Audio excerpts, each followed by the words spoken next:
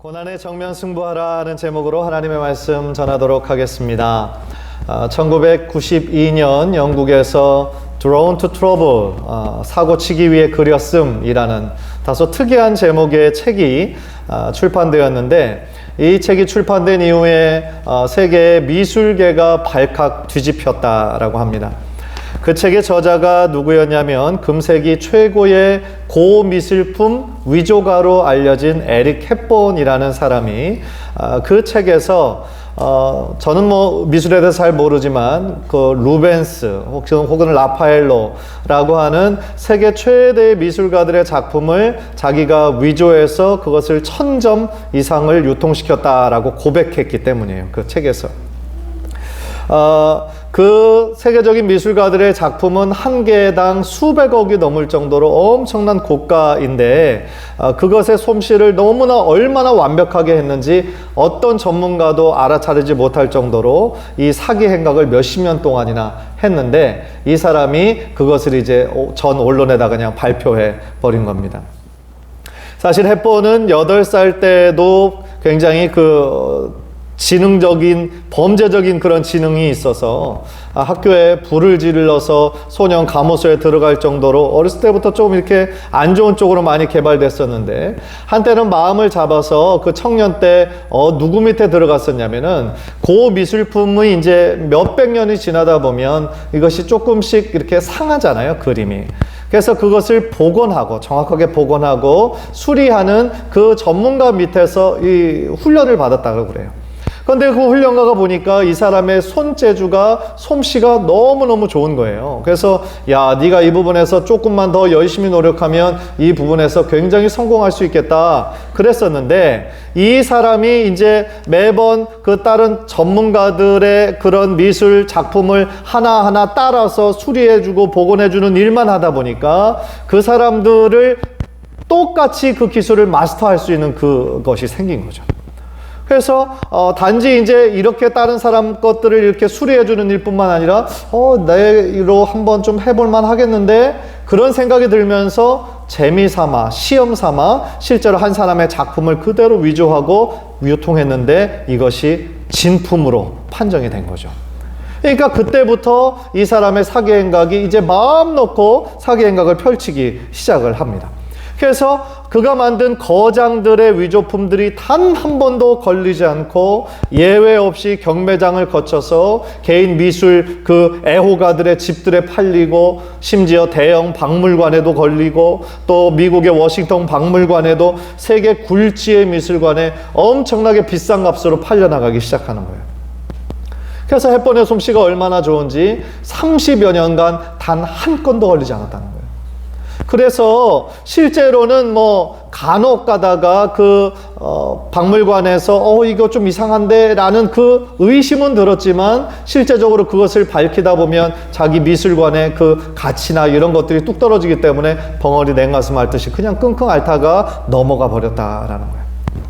그런데 정말로 안타까운 문제는 뭐냐면, 에릭 헵본을 비롯해서 이렇게 세계 고미술관, 이 고수 미술품을 위조하는 사람들의 특징 중에 하나가 대단한 자질을 가진 탁월한 화가라는 거예요. 들통나지 않을 정도로 남의 것을 베끼려면 얼마나 탁월하겠어요? 그런데 청년 시절 아무도 알아주지 않는 그런 배고픈 상황에서 예술가의 길을 묵묵히 걸어간다라는 것이 너무나 힘들었던 것이죠. 그래서 그 시간을 조금만 더 참으면 위대한 미술가의 반열에 오를 수 있는데, 그 어려움과 고난의 시간을 버티지 못하고 이제 재정적인 보상이 금방금방 돌아오는 이 위조하는 길에 들어서게 돼서, 결국 너무나 그들의 재능은 너무나 탁월했지만 안타깝게 그들의 인생이 마치게 되는 그런 경우가 많이 있었다라는 것입니다. 사실 이런 이야기가 꼭 미술 분야에만 해당되는 이야기는 아닐 거예요.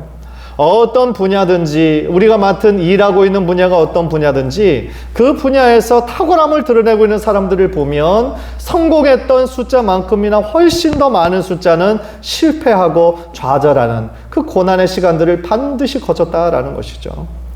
토마스 에디슨이라는 사람도 몇 번의 성공 이전에 수백 번, 수천 번의 실패가 있었다는 것을 우리들 모두가 다 잘 알고 있지 않습니까? 모든 분야에서 마찬가지라는 거예요. 따라서 우리들의 모든 분야에서 그 사람이 정말 탁월한 그런 인재로 탁월한 분야로 부각되는 사람은 그와 함께 엄청난 고난과 이 모든 것들을 극복하고 맞닥뜨린 사람이다라는 것을 우리가 깨달을 수 있다라는 것입니다. 그런데 그것이 우리들의 신앙의 세계에 있어서도 그대로 동일하게 적용이 된다라는 생각을 들어요. 왜냐하면 우리들이 이 믿음의 생활을 하면서도 많은 고난을, 많은 어려움과 실패와 아픔을 우리가 만나게 되기 때문에 그렇다라는 거예요. 예수님을 만나고 예수님을 믿으면 우리들의 삶에 축복의 길이 활짝 열리고 그때부터 고생 끝 행복 시작이었으면 좋겠는데, 사실은 우리들의 인생에서 여전히 우리들의 삶에 알 수 없는, 예측할 수 없는 그러한 고난과 어려움들을 많이 만나더라는 거예요. 심지어 예수님 믿기 이전보다 더 많은 어려움들을 당해서 하나님 앞에 간절한 마음으로 나아가는 성도님들이 얼마나 많은지 모릅니다. 따라서요, 우리들의 인생의 본성으로는 사실은 그 모든 고난 좀 피해가고 싶어요. 만나기 싫어요. 그냥 행복하고 화목하게 잘 살고 싶은데 그것이 우리들의 본성인데 실제로는 우리가 피할 수 없는 고난들을 많이 만나게 된다라는 겁니다. 따라서 고난받기를 원하지 않는 우리 인간들의 본성과 또한 피할 수 없는 고난이 우리들의 인생에서 부딪힐 때, 맞닥뜨려질 때 우리 크리스찬들은 어떻게 해야 합니까? 우리는 어떻게 대처해야 합니까? 오늘 말씀을 통해서 우리들의 삶에 많은 고난들을 만나게 될 때 우리가 어떻게 신앙적으로 대처해야 되는지, 믿음으로 극복해야 되는지 오늘 말씀을 통해서 은혜 받으시고 또 귀한 깨달음을 얻고 실천하시는 은혜가 있기를 주님의 이름으로 간절히 축원합니다. 첫 번째로 우리가 기억해야 하는 것은요, 우리 주님도 이런 육체의 고난을 받으셨다라는 사실이에요. 1절을 보시면 그리스도께서 이미 육체의 고난을 받으셨으니 너희도 같은 마음으로 갑옷을 삼으라 그랬습니다. 우리 예수님은 우리들의 믿음의 대상이실 뿐만 아니라 우리가 걸어가고 추구해야 될 우리 믿음의 삶의 롤모델이 되세요. 예수님의 십자가와 부활이 물론 기독교의 역사상에서 가장 중요하고 가장 핵심이기는 하지만 그뿐 아니라 예수님께서 33년의 공생의 사역을 살면서 우리들에게 보여주셨던 모든 삶의 모습 하나하나가 다 소중하고 중요하다라는 거예요. 예수님이 걸어가셨던 길을 한번 생각해 보세요. 주님 추구하셨던 것은요, 세상 사람들이 추구하는 그런 돈과 명예와 인기의 길이 아니었어요. 예수님께서 늘 함께 하시기를 원하셨던 사람은 소외되고 어렵고 병든 자들, 힘든 자들이었어요. 세상은 넓은 길, 편안한 길, 보장된 길을 가라고 그렇게 추구했지만 예수님께서는 늘 넓은 길이 아니라 좁은 길을 걸으셨어요. 뭔가 평안이 안정된 길이 아니라 고난의 길을 선택하셨어요. 사실 생각해보면 예수님께서는 하나님의 하나밖에 없는 아들이시고 또 예수님 본인도 본성이나 위엄이나 실체에 있어서 완전한 하나님이시기 때문에 이러한 고난과 고통을 담당해야 할 이유가 전혀 없으신 분이십니다. 그런데 왜 예수님은 하늘의 그 보좌를 다 버리고 하늘의 그 하나님됨을 다 버리고 왕권을 다 버리고 왜 자신이 만든 피조물 중에 하나인 인간의 몸으로 오셔서 그것도 왕의 모습으로 자랑스럽게 영광스럽게 오신 것이 아니라 동정녀 마리아의 몸에서 연약한 아기의 모습으로 태어나셔서 또한 죽기까지 순종하셔야 됐냐 말이죠.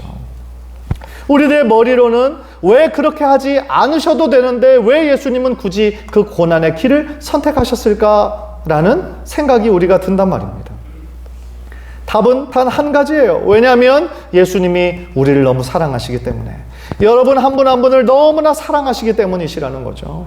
우리를 너무나 사랑하셔서 우리가 우리의 힘으로 감당할 수 없는 죄의 문제를 십자가에서 해결해 주시기 위해서, 다 갚아 주시기 위해서 그 십자가의 길, 고난의 길을 스스로 선택하셨다라는 거예요. 얼마나 크신 사랑입니까? 그런데요, 하나님이시라고 해서 그 십자가를 감당하는 것이 쉬우셨겠어요? 절대로 그렇지 않습니다. 예수님은 100% 하나님이셨지만 또한 동시에 100% 인간이셨어요. 우리가 실수로 손가락 하나만 어디에 다치고 어디에 빠여져도 얼마나 아픕니까? 모든 신경이 거기에만 딱 곤두서게 돼 있죠. 그런데 예수님은 그 험한 십자가에서 그 굵은 대못으로 그 양팔과 그 발에 못 박힘을 당하셨어요. 머리에 가시관으로 면류관을 쓰셨어요. 피를 흘리셨어요. 그 십자가라는 형이 물과 피가 완전히 다 빠져서 고통 가운데 질식하며 죽는 것이 십자가형이에요. 그러니까 그 당시에 많은 사람들이 십자가형을 생각만 해도 끔찍하게 생각했어요. 그래서 로마 시민권을 가진 사람은 그 어떤 죄를 져도 십자가에 못 박지 않았어요. 단순히 정치적인 아주 큰 죄, 가장 흉악무도한 죄인들만 십자가에 못 박는 그런 끔찍한 처형 방법이었다라는 거죠. 그래서 예수님도 그 십자가형만큼은 피하고 싶으셨어요. 왜냐하면 그 당시를 살아가고 있는 예수님도 그 십자가형이 어떤 의미가 있는지를, 어떤 죽음인지를 너무나 잘 알고 있었기 때문에 그렇습니다.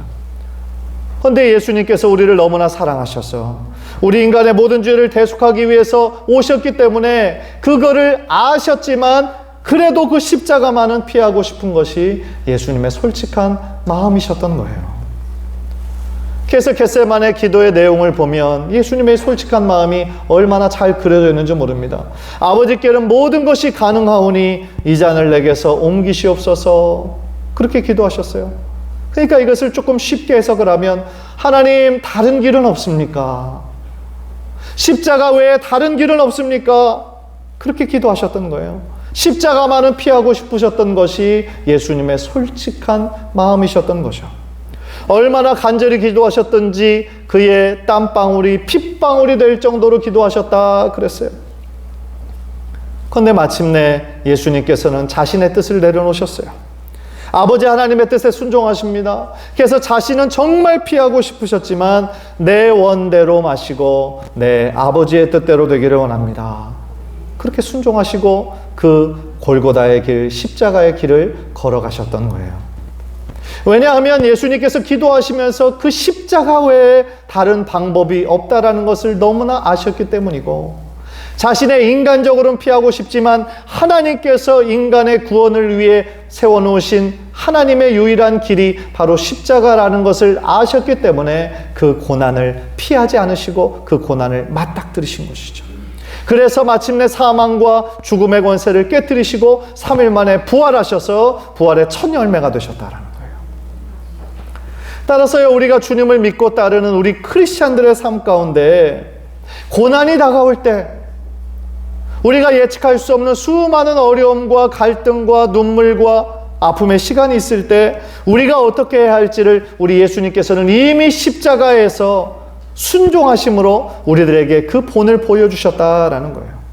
그 고난이 내가 원하지는 않지만 하나님께서 나의 인생 전체를 아시고 나의 인생에 허락하신 것이라고 한다면 그 고난에 대해서 우리가 쉬운 길을 택하고 단순히 피하는 것을 택할 것이 아니라 당당하게, 정정당당하게 정명승부를 걸어야 된다는 거예요. 그러나 우리들의 힘과 의지로만 하면 우리는 넘어질 수밖에 없어요. 중간에 지치고 포기할 수밖에 없습니다. 따라서 우리들에게 정말로 필요한 것은 살아계신 하나님의 능력인 것이고, 우리들의 참 도움 대신 하나님만 더욱더 의지하며 나아갈 때에 지금 여러분이 당하고 있는 어떤 고난이든지 어떤 아픔이든지 하나님께서 넉넉히 감당하게 하실 줄 믿습니다. 그것이 우리들이 가진 믿음이에요. 그래서 우리들의 삶 가운데 우리가 원하지 않는, 예측하지 못하는 수많은 일들을 만날 때에 그 고통과 고난을 피하지만 말고 그 고난을 향한 하나님의 선한 뜻이 어디에 있는지 기도하면서 우리가 분별하여 우리 한 사람 한 사람을 향한 주님의 선한 뜻과 계획을 온전히 이루시는 우리 성도님들 모두 되시기를 주님의 이름으로 간절히 축원합니다. 두 번째로 우리가 고난을 피하지 말고 능히 감당해야 하는 그 이유는 이 고난을 통해서 우리들의 시선이 하나님께만 자꾸 고정되게 하시기 때문에 그래요. 다시 말씀드리면 하나님께서 허락하시는 그 고난을 통하여 나의 정욕과 나의 욕심과 나의 교만이 다 사라지고 하나님의 뜻에 더욱더 순종하게 하시게 하기 위해서 하나님께서 이러한 것을 허락하신다라는 거예요. 오늘 본문 1절 2절을 한번 다시 보시죠. 1절 2절 다시 보면, 그리스도께서 이미 육체의 고난을 받으셨으니 너희도 같은 마음으로 갑옷을 삼으라. 이는 육체의 고난을 받은 자는 죄를 그쳤음이니 그 후로는 다시 사람의 정욕을 따르지 않고 하나님의 뜻을 따라 육체의 남은 때를 살게 하려 함이라 라고 말씀하고 있습니다. 사실 우리들은 참 연약해요. 우리들은 너무나 변덕이 심합니다. 아무 일 없을 때에는 그것이 하나님의 은혜인 줄 잘 몰라요.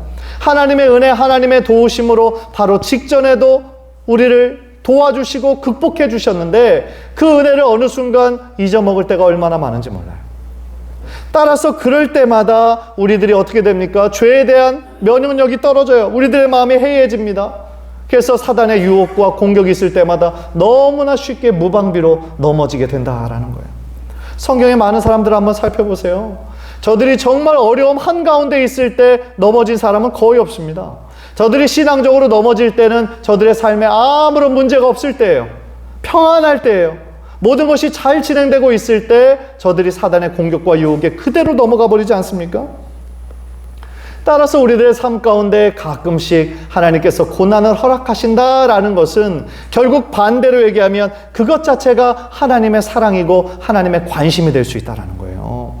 왜 그러냐면 그 고난을 통하여서 하나님은 우리들에게 말씀하기를 원하시는 것이고 그 고난을 통하여 우리가 나만을 바라보고 있던 세상을 바라보고 있던 우리들의 시선을 들어 우리의 눈을 들어 하나님을 바라보기를 하나님 원하시기 때문이시라는 거예요. 예를 들어 우리가 이제 고속도로에서 길을 운전할 때에 도로의 중앙에서 조금 벗어나서 갓길로 가게 되면 갑자기 막 울퉁불퉁한 소리가 나고 소리가 요란하게 납니다. 그 울퉁불퉁한 노면이 있는 목적은 뭘까요? 운전자의 안전을 위한 거예요. 지금 네가 딴짓을 했든지 졸음운전을 했든지 지금 옆길로 지금 빠졌으니까 다시 제자리로 돌아가라. 그것이 네 생명을 지키는 거리다. 그렇게 지금 알려주는 거 아니겠습니까? 마찬가지예요. 우리들의 인생에서 가끔씩 하나님께서 어떤 사인을 주시고 어떤 경고를 주실 때 그것은 하나님께서 어떤 마음으로 주시는 거냐면 네가 지금 가고 있는 길이 맞는 길인지 확인해봐라. 그 뜻이 있는 거예요. 혹시 우리가 지금 죄 가운데 그냥 나의 의만 삼아서 자랑 삼아서 그 죄의 길로 가고 있다면 그 걸음을 멈추고 회개함으로 돌이키라는 것이죠. 지금 바로 앞은 낭떠러지 길이에요. 조금만 더 가면 낭떠러지 길인데 우리는 최고 속도로 인생의 속도를 멈추지 않고 달려가고 있다면 이제 곧 있으면 떨어져 죽을지도 모르는데 하나님께서 우리를 사랑하신다면 강제서라도 우리를 멈추게 하신다라는 것이죠. 왜냐하면 하나님은 우리를 너무나 사랑하시기 때문에 그렇다라는 거예요. 우리는 당장 내일 일도 알 수 없는 연약한 인생이지만 하나님께서는 우리들의 미래 전체를 보시는 분이시기 때문에 가끔씩 그런 어려움과 고난을 통하여 우리들이 가고 있는 그 길이 정말 주님이 원하시는 길인지 믿음의 길인지 혹시 죄악의 길로 낭떠러지 길로 가고 있는 것은 아닌지 우리의 마음을 점검하기를 원하신다라는 거예요.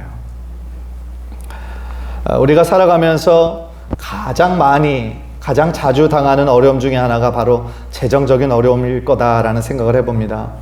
우리의 사업이 막히고 길이 열리고 일 잘하던 직장에서 갑자기 해고되고 그런 일들 많이 만나게 되죠. 그렇게 되면 갑작스러운 어려움에 이 생활비 조달이 너무 어려워지게 되니까 아는 사람한테 돈을 꾸기도 하고 또 신용카드로 또 그것을 이렇게 사용하기도 하고 아마 그런 분들이 계실 겁니다. 그런데 어떤 분들은 그것이 어느 한도가 아니라 카드에 의지해서 사람의 의지해서 하다 보는 것이 막 한도를 초과하는 경우가 있어요.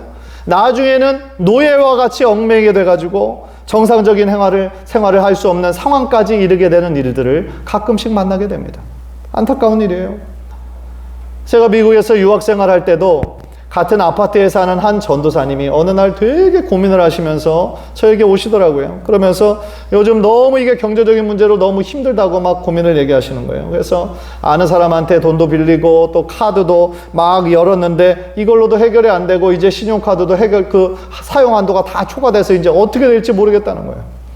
그렇지만 뭐 저도 같은 유학생이고 또 같이 어려우니까 아유 그러시냐고 그냥 뭐 들어만 드릴 수밖에 없었죠. 그런데 한 주가 지나서 이분이 밝은 표정으로 이렇게 오시길래 뭔가 해결이 됐구나, 뭔가 하나님이 도와주셨구나 생각해서 어떻게 되셨어요? 그랬더니 또 다른 신용카드를 열으셨다고 그러시더라고요. 그러니까 온전한 해결이 아닌 거예요. 온전한 해결이 아니고 그냥 그 상황만 모면하는 거예요. 요즘 말로 돌려막기 한 거죠. 돌려막기. 안타까웠어요. 그분이 그때 이후로 어떤 신앙의 여정을 겪어서 어떻게 되셨는지는 잘 모르겠지만 분명히 하나님께서 그런 경제적인 어려움을 통하여 하나님만 믿고 의지하고 그 상황을 좀 극복하기를 원하셨을 것 같은데 그분은 거기서 극복하지 못하셨던 거예요. 그런데 제가 아는 한 목사님은요, 비슷한 문제로 자신에게 찾아온 친구에게 이렇게 아주 강하게 얘기했다고 그래요. 너 정말 해결책 듣고 싶어? 그렇다면 지금 네가 갖고 있는 신용카드 다 가위로 다 잘라버려. 그리고 하나님께 죽기 살기로 매달려봐. 그렇게 권면했다는 거예요. 그렇습니다. 우리가 어떤 고난을 만나고 실질적인 고통 만날 때 제일 처음에는 좀 인간적인 방법으로 쉬운 길로 회피하고 싶은 마음이 우리들 모두에게 있어요. 그러나 그것이 문제의 참된 해결점이 아니라는 것을 우리도 알고 있잖아요. 그죠? 그래서 그런 어려움 만날 때, 우리의 힘으로 해결할 수 없는 일들 만날 때, 정말 하나님께 죽기 살기로 매달릴 때 하나님께서 여러분의 삶을 도와주시고 가장 선한 길로 이끄실 줄 믿습니다. 따라서 우리 삶 가운데 고난이 왔을 때 그 고난 자체보다 중요한 것은 그 고난에 담겨있는 하나님의 뜻을 분별하는 거예요. 고난 자체가 왔을 때 왜 나에게 이런 일이 일어나는가? 왜 다른 사람들은 이런 일이 안 일어나는 것 같은데 왜 유독 우리 가정에만 이렇게 혹독하게 하시는가? 그런 원망과 불평 생길 수 있거든요. 그런데요, 하나님은 너무나 좋으신 분이시고 선하신 분이시거든요. 우리들의 인생 전체를 아시는 분이시거든요. 여러분을 향한 하나님의 뜻은 저주가 아니고 재앙이 아니라 하나님의 축복이시거든요. 그래서 결국 그것이 지금 우리 눈으로 보기에는 너무나 안 좋은 일인 것 같고 재앙인 것 같고 저주인 것 같지만, 고난처럼 보이지만 결국 그것에 우리가 믿음으로 순종하며 하나님 도움 의지하며 기도하며 나아갈 때에 결국 그 고난이 변해서 하나님의 축복으로 변하게 될 줄 믿습니다. 그래서 그것에 대한 그 기대와 소망을 가지고 나의 인생 전체를 아시는 하나님께 모든 것을 의탁하며 맡기며 하나님께 나아갈 때에 하나님께서 우리들의 삶에 전혀 새로운 성령의 새로운 역사를 시작하실 줄 믿습니다. 이야기 하나만 하고 말씀을 마치려고 해요. 한 곤충학자가 있었는데 나비를 너무너무 좋아했다라고 합니다. 특별히. 그래서 나비를 너무 사랑하는 마음이 있었는데 나비가 이렇게 번데기를 깨고 나오는 과정을 옆에서 이렇게 지켜보니까 너무 시간도 오래 걸리고 너무 고통스러워 하더라는 거죠. 뭐 몸부림을 치면서 거기에 번데기에서 나오려고 막 그렇게 애타는 모습을 보니까 아이고 이거 좀 도와줘야 되겠다 그런 생각이 들어서 가지고 있는 핀셋으로 조금 벌려줬대요. 조금 벌려주니까 뭐 그전보다 훨씬 좀 수월하게 이렇게 나왔다라는 거죠. 그래서 아유 내가 좀 도와줬구나 좋아했었는데, 그런데 문제는요, 조금 며칠이 지나고 보니까 날개를 펴야 되는데 이 나비가 날개를 펴지를 못하더라는 거예요. 그러니까 훗날 연구하면서 알게 된 사실은 뭐냐면, 그 유충이 번데기에서 나올 때에 그 고난을 통하여 어떤 힘이 생기냐면 두 날개를 펼 수 있는 힘과 능력을 거기에서 얻게 되는 것인데, 그것을 그냥 멀리서 보니까 너무 힘들어하니까 그것을 도와주려고 했다가 결국은 그것을 막아버리는 안타까운 일을 했다라는 것이죠. 어떤 이야기인지 아시겠습니까? 하나님께서 우리 한 사람 한 사람 보시기에 나비에 불과하겠습니까, 우리가? 비록 나비가 유충으로 번데기로 있을 때 그것을 나와서 엄청난 고난 가운데 그 모든 시간을 극복하고 나왔을 때 날개를 활짝 펴서 아름다운 하나님의 창조물로 서게 되는 것처럼 우리들도 하나님의 자녀 삼으신 데는 분명한 하나님의 선한 목적이 있는 것인데, 우리가 지금 당하고 있는 이 고난을 믿음으로 극복하기만 하면 하나님께서 우리들에게 두 날개를 허락해 주셔서 하나님께 정말 더욱더 힘차게 날아 올라갈 수 있을 텐데, 정말 우리들에게 필요한 것은 더 큰 믿음이고 하나님을 더욱더 신뢰하는 마음일 줄 믿습니다. 간절히 바라기는 여러분들 모두가 여러분들 한 사람 한 사람을 너무나 사랑하시는 하나님의 선한 뜻을 좀 발견하시고, 때로는 고난과 어려움과 우리가 예측하지 못한 여러 가지 상황들을 우리가 만날 때에 그것이 결국은 하나님께서 우리를 미워하셔서 그걸로 넘어지기 원하는 하나님의 뜻이 아니라 그 상황을 통하여 우리가 더욱더 하나님께 집중하고 우리가 가는 그 믿음의 길이 맞는지 다시 한번 확인하고, 또한 그 고난 넘어 우리를 바라보고 계시는, 우리가 고난을 넘었을 때 하나님께서 두 팔 벌려 우리를 환한 웃음으로 안아주실 그 예수님의 모습 바라보면서 지금 당하고 있는 여러 가지 어려움과 고통을 믿음으로 승리하시는 우리 귀한 성도님들 모두 되시기를 주님의 이름으로 간절히 축원합니다.